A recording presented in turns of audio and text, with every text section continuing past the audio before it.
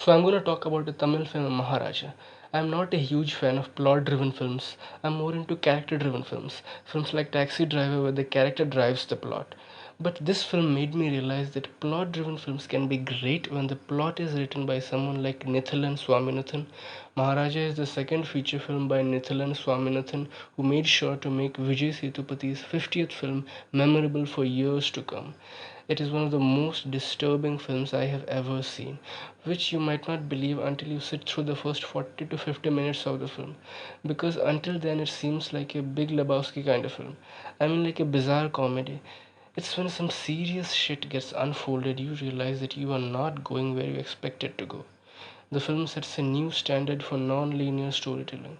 I used the phrase "what the fuck" innumerable times in my mind while watching the film. I usually watch a film lying on my bed holding my phone, and only a few number of films has made me get up and hold my head because my mind blew away. It is one of those few films. After finishing the film, I got out of bed, switched on the light, took a leak while my mind was still processing the film, came into my room, locked the door, and started screaming silently so as to not wake my family up. What the fuck did I just watch? How can a film be so fucking good? Who the fuck made this film? How can someone write such a good screenplay? This is masterful screenwriting. If I had seen this film in a theater, I would not get up from my seat until someone tapped on my shoulder and said, "Get a life, bro. The film is over." I walked in my room for half an hour just thinking about the film and penning down my raw thoughts and emotions on my phone. The film shows us why great writing is the heart and soul of any film. Let's talk about writing, which for me is the highlight of this film and the aspect of filmmaking that speaks to me the most, and I jump into it right away after watching any film. It is the one aspect of a film that gives me a boner. So, what scenes or moments in the film made me say, "Oh, great writing"? Principal office scene, when his daughter is falsely accused and the principal yells at her in front of everyone. So, when it gets proven that she was innocent, Maharaja asks the principal to apologize to her.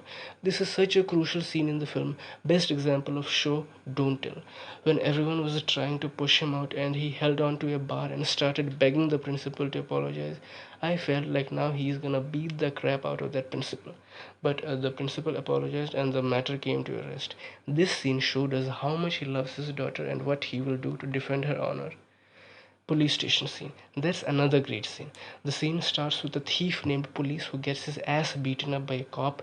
The environment of the station is very well established before cutting to another important character of the film, which is the inspector in charge of the station.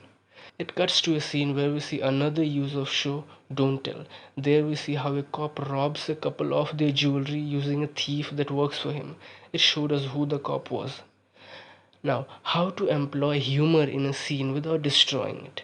The writer did not make Maharaja funny or made him say some jokes breaking his character just for the sake of comic relief. It was done brilliantly with the help of the background of the scene, like when Maharaja is narrating for the second time how his Lakshmi got stolen, and everyone in the background were so annoyed because of how bizarre the story sounds to them.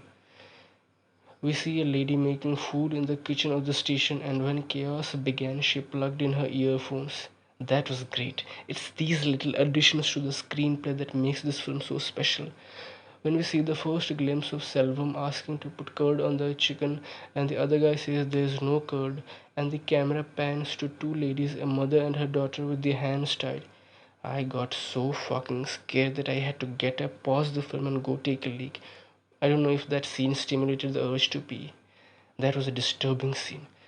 My mind got blown to a million pieces when I realized that the storyline of Maharaja's quest for Lakshmi and Selvan's storyline were running in different timelines. It wasn't until Selvam goes to Maharaj's salon and we see the young Maharaja and we realize that we are back in the first scene of the film when a man came to the salon with his dog. Selvam going into Maharaja's salon serves as the catalyst of the film.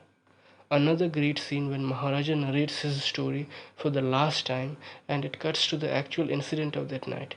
Vijay Sethupathiy's performance, man, he's such a good actor.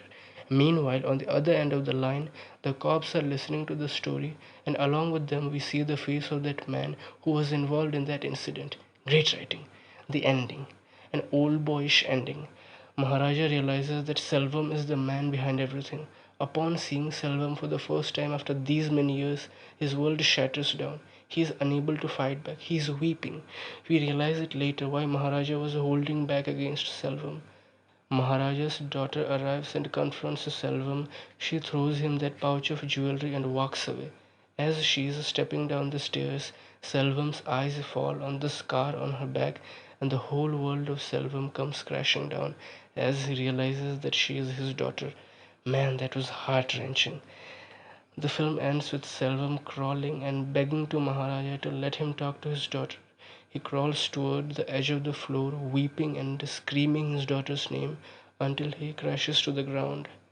His blood scatters around the footsteps of his daughter with the jewelry on it. So, this is it. Thanks for watching, and hopefully, you'll see me again.